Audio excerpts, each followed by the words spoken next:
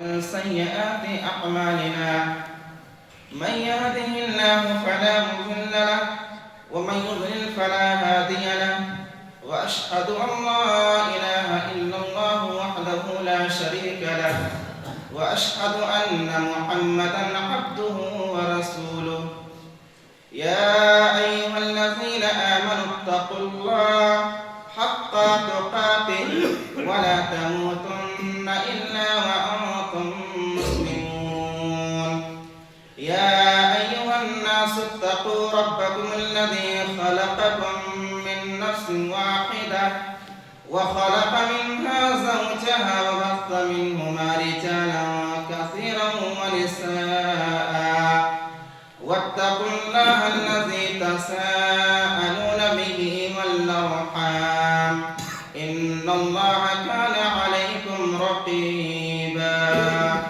يا أيها الذين آمنوا اتقوا الله وقولوا قولا سديدا يصلح لكم أعمالكم ويغفر لكم ذنوبكم ومن يطع الله ورسوله فقد فاز فوزا عظيما اللهم صل على محمد وعلى آل محمد كما صليت على إبراهيم وعلى آل إبراهيم إنك حميد مجيد اللهم بارك على محمد وعلى آل محمد كما باركت على إبراهيم وعلى آل إبراهيم إنك حميد مجيد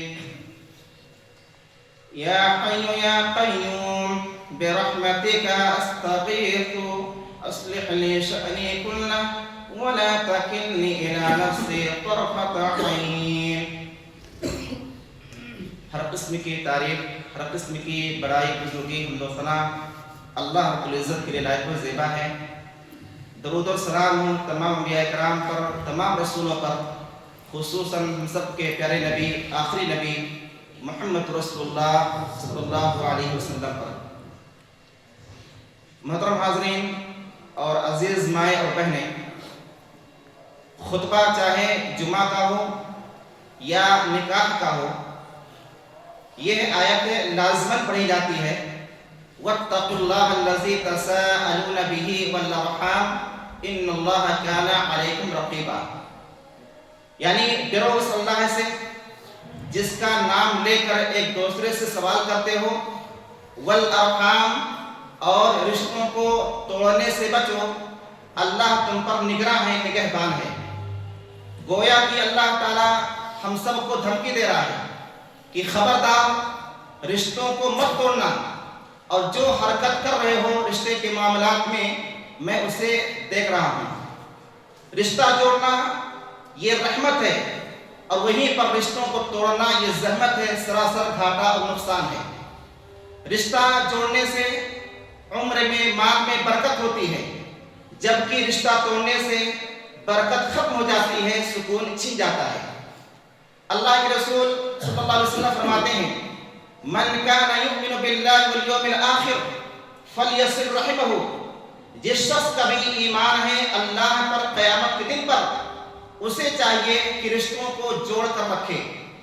مومن کی پہچان یہ ہے کہ وہ رشتوں کو جوڑ کر رکھتا ہے اور ان کے ساتھ حسن سلوک اور اچھا برتاؤ کرتا ہے۔ سامعین کرام، آج سماج کا حال کیا ہے؟ کتنے ایسے ہیں نماز پڑھ رہے ہیں، قرآن پڑھ رہے ہیں، صدقہ خیرات کر رہے ہیں، بہت ساری نیکیاں انجام دے رہے ہیں، لیکن چھوٹی چھوٹی باتوں پر رشتہ توڑ کر بیٹھے ہوئے ہیں۔ نہ بات چیت ہے، نہ ایک دوسرے کی زیارت ہے، نہ دعوت قبول کرتے ہیں، نہ دعوت دیتے ہیں۔ یہ اچھی چیز نہیں ہے۔ رشتوں کو جوڑنا صرف سماجی ذمہ داری نہیں بلکہ ایک عظیم عبادت ہے۔ ایک صحابی نبی علیہ السلام کے پاس آئے، کہا اللہ کے رسول صلی اللہ علیہ وسلم اخبرنی بعمل یدخلنی الجنہ، ایک ایسا عمل بتلا دیجئے کہ میں جنت میں داخل ہو جاؤں۔ تو آپ نے کیا فرمایا؟ تعبد اللہ ولا تشرک بہ شیئا، اللہ کی بندگی کرنا، اس کے ساتھ کچھ بھی شریک مت ٹھہرانا۔ وتقیم الصلاۃ، نماز پڑھنا، وتؤتی الزکاۃ، زکات دینا، وتصل الرحم، اور رشتوں کو جوڑ کر رکھنا۔ मालूम क्या हुआ, जन्नत में जाने के लिए जरूरी है कि रिश्तों को जोड़ कर रखें। नबी अलैहिस्सलाम फरमाते हैं, सिलतुर रहीम व हुस्नुल खुलुकी व हुस्नुल जिवारी यामुरान अद्दियार व यज़ीदान फिल अअमार, कि रिश्ता जोड़ने से, अच्छा अखलाक अपनाने से और अच्छा पड़ोसी बनने से बस्तियां आबाद होती हैं और उम्र में बरकत और बढ़ोतरी होती है। सामने कराम, एक सहाबी नबी अलैहिस्सलाम के पास आए, कहा, अल्लाह के रसूल सल्लल्लाहु अलैहि वसल्लम, इन्नी असब्तु ज़म्मन अज़ीमा, मुझसे एक भारी गुनाह हुआ है, फहल्ली मिन तौबा, क्या मेरी तौबा हो सकती है? तो आपने फरमाया, हल लका मिन उम्मी, आपकी अम्मी जान जिंदा है? कहा नहीं। आपने कहा खाला जिंदा है? कहा नाम, हाँ। आपने कहा फबिर रहा, उनके साथ नेकी करो, उनका ख्याल रखो, उनके साथ अच्छा बर्ताव करो। ये हदीस में बताती है कि रिश्तेदारों के साथ उसने शुरू करने से, उनका ख्याल रखने से सिर्फ छोटे छोटे गुनाह नहीं बल्कि बड़े बड़े गुनाह भी माफ हो जाते हैं। सामने कराम, हजरत अनस बिन मालिक से रिवायत है कि हजरत अबू तलहा रज़ियल्लाहु तआला अन्हु, ये अंसारी सहाबी थे, मदीना में थे, बहुत ही मालदार सहाबी थे। इनका एक बाग था मस्जिद नबवी के सामने और वहां से मीठा पानी भी निकलता था। ये बाग इनको सबसे ज्यादा प्यारा और महबूब था। जब अल्लाह ताला ने ये आयत नाज़िल की, लन तनालुल बिर्रा हत्ता तुनफिकु मिम्मा तुहिब्बून, कि तुम हरगिज़ नेकियां नहीं पा सकते हो जब तक कि अपना पसंदीदा माल में से अल्लाह की राह में खर्च ना करो। नबी अलैहिस्सलाम के पास आए, कहा, अल्लाह के रसूल सल्लल्लाहु अलैहि वसल्लम, अल्लाह कुरान में ऐसे ऐसे कह रहा है, ये बात मुझे सबसे प्यारा, सबसे महबूब है, मैं इसे अल्लाह की राह में खर्च कर रहा हूँ, आप जहाँ चाहें इसे खर्च कर दें। तो नबी अलैहिस्सलाम ने फरमाया, बहुत खूब, नफा बख्श तिजारत है, नफा बख्श तिजारत है। मेरा मशवरा है कि अपने रिश्तेदारों में खर्च कर दो। और उन्होंने उस बाग को अपने रिश्तेदारों में खर्च कर दिया। सामने कराम, रिश्तेदारों पर खर्च करने से डबल सवाब है, डबल फायदा है, एक रिश्तेदारी का और एक खर्च करने का। बल्कि एक हदीस में है, नबी अलैहिस्सलाम फरमाते हैं, इन्ना अफज़ल सदका as-सदक़तु अला ज़िर्रहिम अल-काशि, सबसे अफजल सदका वो सदका है जो टूटे हुए रिश्तों पर खर्च किया जाए। एक रिश्तेदार है, बातचीत नहीं है, ताल्लुकात खराब है, लेकिन वो मोहताज भी है, जरूरतमंद भी है, ऐसे रिश्तेदारों पर खर्च करने से डबल सवाब मिलता है, ज्यादा सवाब है। हजरत मैमूना बिन्ते हारिस, ये नबी अलैहिस्सलाम की बीवी हैं और हम सब की माँ हैं। इन्होंने एक मरतबा अपनी लौटी को आजाद कर दिया और नबी अलैहिस्सलाम से नहीं पूछा। जब नबी अलैहिस्सलाम तशरीफ लाए, कहा, अल्लाह के रसूल सल्लल्लाहु अलैहि वसल्लम, आपको खबर है मैंने लौटी को आजाद कर दिया है? आपने कहा आजाद कर दिया? कहा हाँ। तो आपने क्या फरमाया, अम्मा इन्नकी लौ अअतैतिहा लि अख्वालिका काना अअज़म लि अजरिका, अगर तुम आजाद करने के बजाय अपने रिश्तेदारों को, मुहताज रिश्तेदारों को, अपने मामू वगैरह को दे देती तो ये ज्यादा अजर व सवाब का बाइस होता। मालूम क्या हुआ, गुलाम आजाद करना नेकी है, सवाब है, लेकिन उससे बड़ी नेकी है कि अपने मुहताज जरूरतमंद रिश्तेदारों के ऊपर खर्च किया जाए। सामने कराम, हदीस में आता है, लैसल वासिलु बिल मुकाफी वलाकिन वासिल अल्लज़ी इज़ा क़ुतियत रहिमहु वसलहा, असल सिला रहमी ये है, असल रिश्ता जोड़ना ये है कि जो रिश्ते आपसे टूट चुके हैं, जो रिश्ता आपसे तोड़ रहे हैं, आप उनसे जुड़कर रहें। नबी अलैहिस्सलाम फरमाते हैं, मन सर्रहु अय्युमद्द लहु फी उम्रिही व युज़ाद लहु फी रिज़्क़िही फलयबर वालिदैहि वलियसिल रहिमहु, जिस शख्स को इस बात से खुशी होती हो कि माल में, उम्र में बरकत हो, बढ़ोतरी हो, वो क्या करे, अब्बू अम्मी के साथ उसने सुलूक करे, उनके साथ अच्छा बर्ताव करे और रिश्तों को जोड़ कर रखे, उनका ख्याल रखे।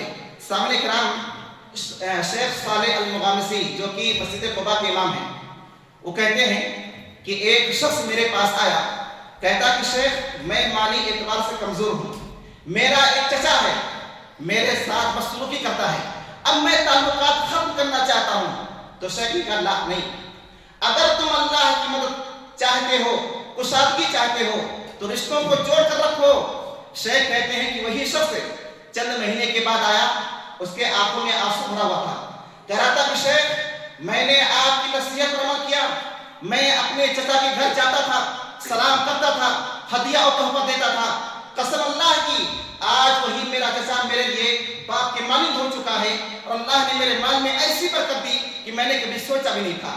تو شیخ نے کیا فرمایا، یہ حدیث پیش کی کہ اصل صلہ رحمی، اصل رشتہ جوڑنا یہ ہے کہ جو ٹوٹ چکے ہیں ان سے رشتہ جوڑ کر رکھیں۔ اسی طرح سامنے کرام شیخ عبدالعزیز الراجحی کہتے ہیں، اپنے درس میں بیان کرتے ہیں کہ ایک شخص اپنے بھائی سے کئی سالوں سے بات نہیں کر رہا تھا، کہتا ہے شیخ میں دعا کرتا ہوں لیکن دعا قبول نہیں ہو رہی ہے اور ایک طرح کی بے چینی بے سکونی رہتی ہے۔ تو شیخ نے کہا کیا تم نے اپنے بھائی سے رشتہ ختم کر لیا ہے؟ خاموش ہو گیا۔ تو شیخ نے کہا قسم اللہ کی رشتوں کو توڑنا دعا کی قبولیت میں رکاوٹ ہے۔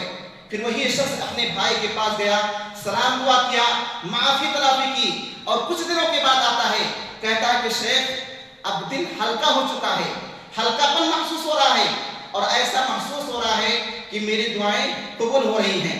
سامنے کرام ایک واقعہ سعودی عرب کے اندر پیش آیا جس کو کئی اخبار والوں نے چھاپا تھا، جس کا عنوان ہیڈ لائن تھا العفو اقوی من القصاص، کہ معاف کر دینا یہ بدلے سے قصاص سے کہیں زیادہ مضبوط اور قوی ہے۔ واقعہ یہ ہے کہ ایک سگے بھائی نے اپنے سگے بھائی کو خاندانی جھگڑے میں قتل کر دیا، عدالت میں سزائے موت ثابت ہو گئی۔ عدالت نے مقتول کے لڑکے کو طلب کیا، پوچھا تم کیا چاہتے ہو، قصاص چاہتے ہو یا معافی کرنا پسند کرو گے؟ اس لڑکے کے آنکھوں میں آنسو آ گیا اور کہا میں اپنے باپ کے قاتل کو، چچا کو معاف کر رہا ہوں۔ عدالت میں سناٹا چھا گیا۔ جج نے دوبارہ پوچھا تمہیں خبر ہے یہ تمہارے باپ کا قاتل ہے؟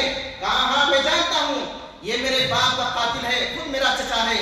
پھر اس نے ایک ایسا جملہ کہا جس نے سب کو رلا دیا، کہا اللہ نے مجھے رشتہ جوڑنے کا حکم دیا ہے، اب میں نہیں چاہتا کہ اپنے باپ جیسے ایک اور رشتہ کھو بیٹھوں۔ اور اس نے کہا میں اللہ کی خوشنودی کے لیے ان کو معاف کر رہا ہوں۔ سامنے کرام ایسی قربانی وہی دے سکتا ہے جس سے حقیقی معنوں میں اللہ کے رسول سے اور ان کی باتوں سے محبت ہوگی۔ سامنے کرام اللہ رب العزت کیا فرماتا ہے، ان اللہ یأمر بالعدل والاحسان وایتاء ذی القربى، اللہ حکم دیتا ہے انصاف کرو، بھلائی کرو، احسان کرو، وایتاء ذی القربى، اور رشتہ داروں کو دینے کا حکم دیتا ہے، رشتہ داروں پر خرچ کرنے کا حکم دیتا ہے۔ ایک آیت میں اللہ نے فرمایا قل ما انفقتم من خیر فللوالدین والاقربین والیتامى والمساکین۔ لوگ پوچھتے ہیں کہ کہاں خرچ کریں، تو اے نبی کہہ دیجئے تم خرچ کرو والدین پر، رشتہ داروں پر، یتیموں پر، مسکینوں پر۔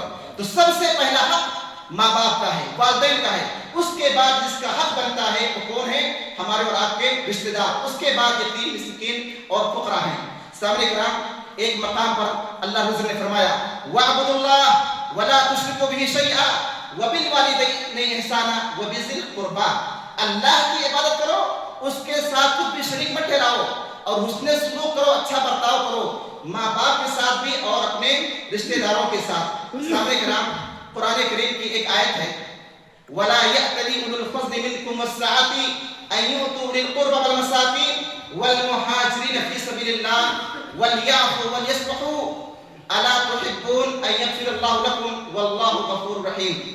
معنی اس کا کیا ہے کہ تم میں سے جو فضیلت والے ہیں، خوشحال ہیں، وہ قسم نہ کھائیں کہ اب اپنے رشتہ داروں پر خرچ نہیں کریں گے، مسکینوں کو نہیں دیں گے، مہاجروں کو نہیں دیں گے۔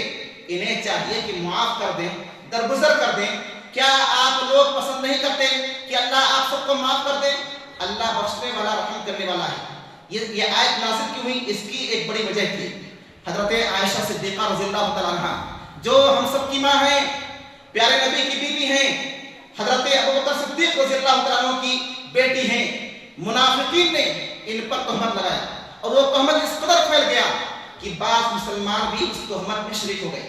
مصطح رضی اللہ تعالیٰ عنہ ابوبکر صدیق رضی اللہ تعالیٰ عنہ کے خاص رشتہ دار تھے، غریب تھے، اور ابوبکر ان پر خرچ کیا کرتے تھے۔ اس کے باوجود یہ بھی بیٹی کی تہمت میں شریک ہو گئے۔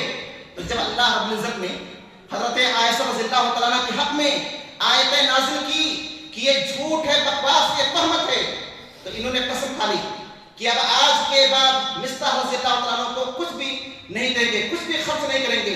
تب اللہ تعالیٰ نے یہ آیت نازل کی تم میں سے جو فضیلت والے ہیں، خوشحال ہیں، وہ قسم نہ کھائیں کہ اب رشتے داروں پر خرچ نہیں کریں گے، مسکینوں کو نہیں دیں گے، مہاجروں کو نہیں دیں گے. انہیں چاہیے کہ معاف کر دیں، درگزر کر دیں. کیا آپ لوگ پسند نہیں کرتے کہ اللہ آپ سب کو معاف کر دے؟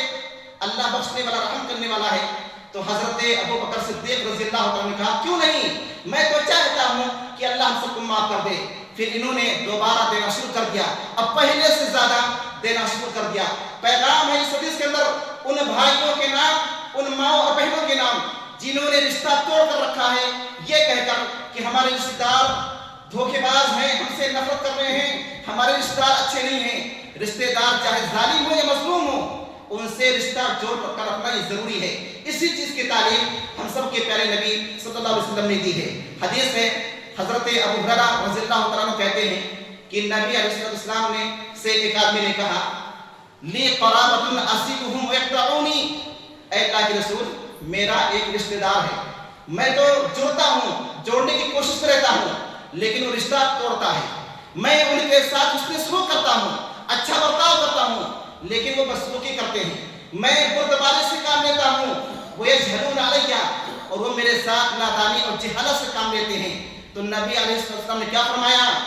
لئن کنت کما قلت، اگر تم ایسے ہی ہو جیسا کہہ رہے ہو تو گویا کہ تم ان کے منہ میں گرم راکھ ڈال رہے ہو، یعنی تم فائدے میں ہو، وہ گھاٹے اور خسارے میں ہیں. اور آپ نے کیا فرمایا؟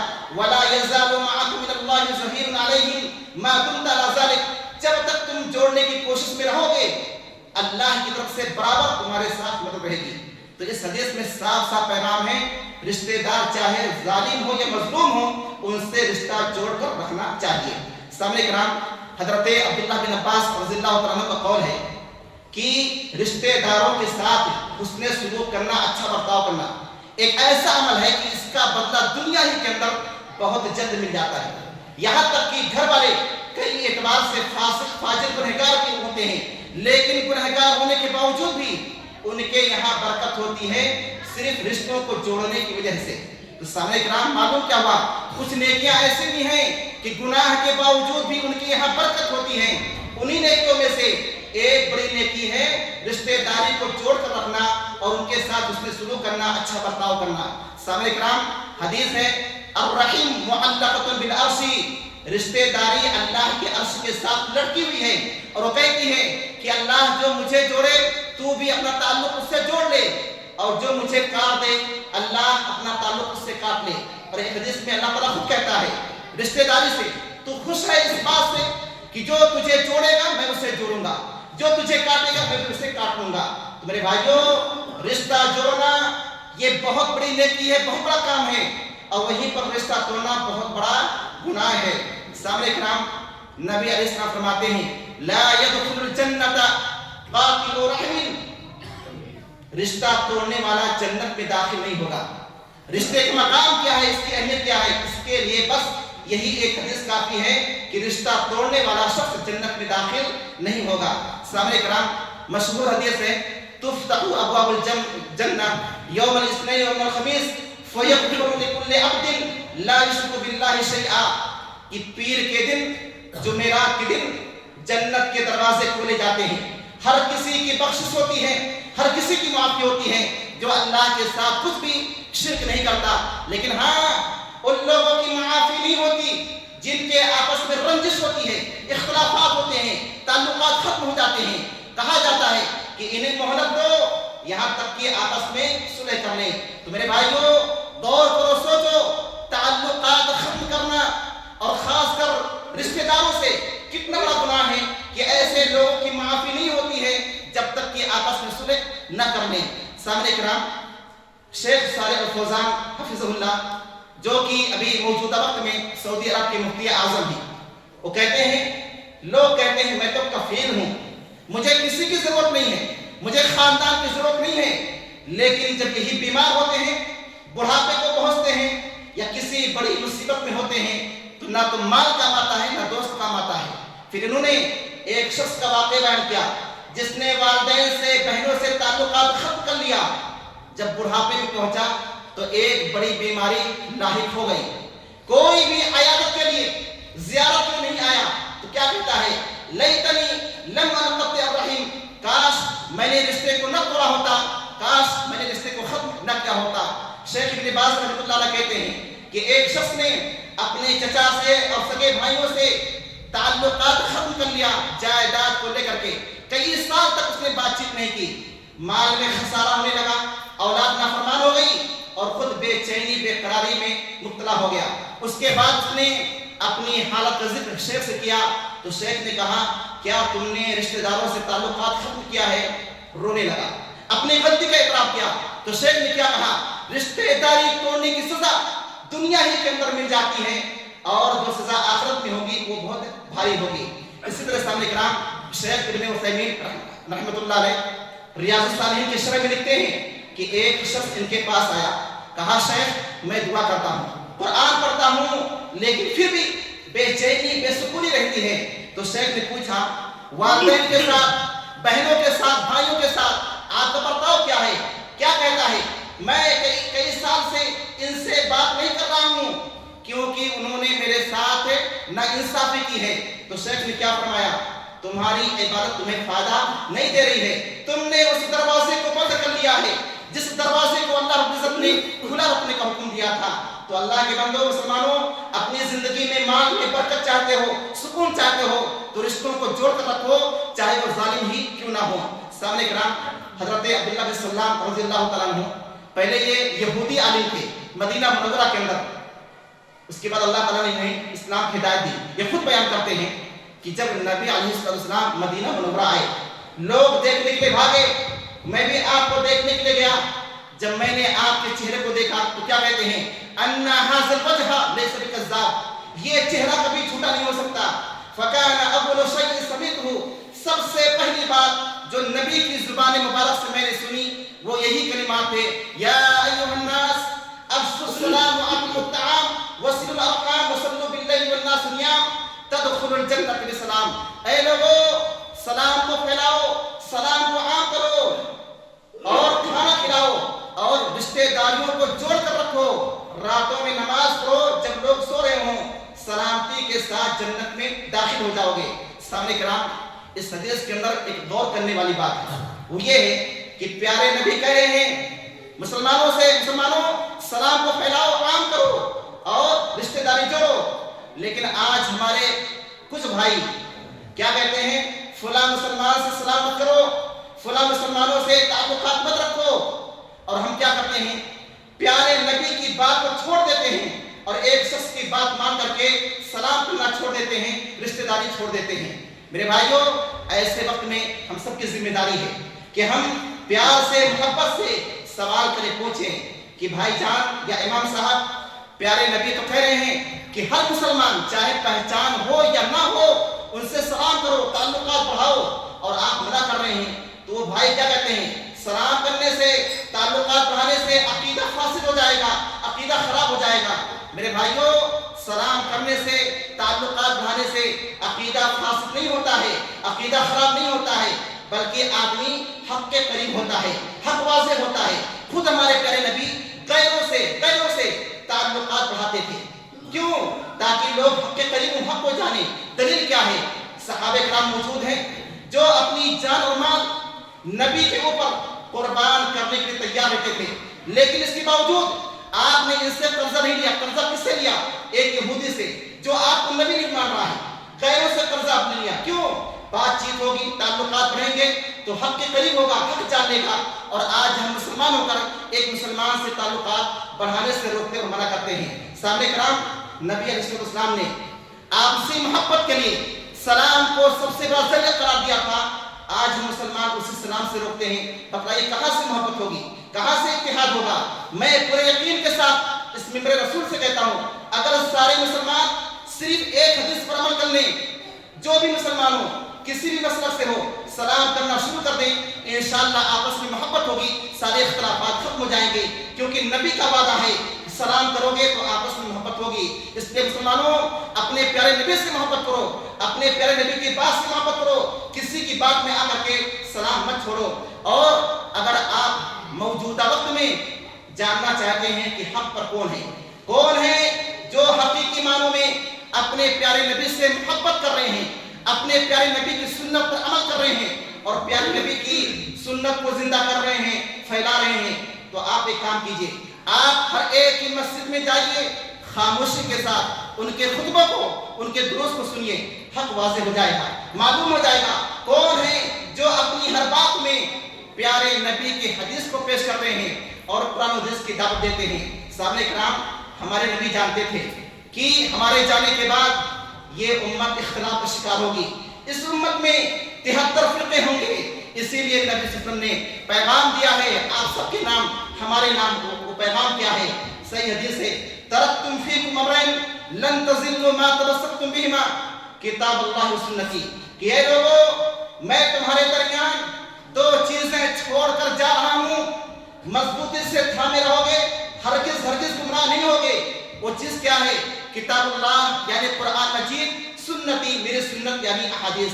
تو سامنے کرام، جو قرآن و حدیث کی دعوت دے، قرآن و حدیث پر عمل کرنے کی دعوت دے، اپنی ہر بات کا جواب قرآن و حدیث سے دے، اس کی بات مانو، اس پر عمل کرو، یہی چیز آپ کو جنت میں لے جائے گی۔ تو کسی کی بات میں آ کر کے رشتوں کو ختم مت کرو، سلام کرنا مت چھوڑو۔ رشتے دار چاہے کسی بھی مسلک سے تعلق رکھتے ہوں، چاہے وہ ظالم و مظلوم ہوں، ان سے رشتہ جوڑ کر رکھنا ضروری ہے۔ ان سے سلام کرنا، زیارت کرنا، حال احوال لینا، دعوت قبول کرنا، دعوت دینا اور مصیبتوں میں کام آنا، یہ سب ضروری ہے۔ حضرت عمر بن خطاب رضی اللہ تعالیٰ عنہ اپنے غیر مسلم رشتہ داروں سے تعلق رکھتے تھے، اپنے غیر مسلم بھائی کو ہدیہ میں، تحفہ میں جوڑا عطا کیا تھا۔ اسماء رضی اللہ تعالیٰ عنہ، ان کی والدہ مشرکہ تھی، غیر مسلم تھی، اس کے باوجود تعلقات جوڑ کر رکھتی تھی۔ تو سامنے کرام، خلاصہ اسلام یہ ہے کہ رشتہ دار جیسے بھی ہوں، جو بھی ہوں، ان سے رشتہ جوڑ کر رکھنا یہ ضروری ہے۔ اسی چیز کی اسلام نے تعلیم دی ہے۔ ہم اللہ سے دعا کرتے ہیں کہ اللہ تعالیٰ ہم سب کو رشتہ داروں کے حقوق کو پورا کرنے کی توفیق دے۔ الہ العالمین ہم سب کو ایک دوسرے کی عزت کرنے کی توفیق عطا فرما۔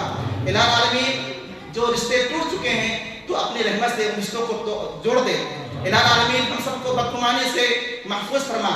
الہ العالمین تو ہم سب کی زندگی میں، مال میں، زندگی میں خیر و برکت عطا فرما۔ الہ العالمین جو بے اولاد ہیں ان کو اولاد دے۔ الہ العالمین جب تک ہم سب کو اس دنیا کے اندر باقی رکھ، اسلام پر، ایمان پر باقی رکھ، خاتمہ تو ایمان پر ہو۔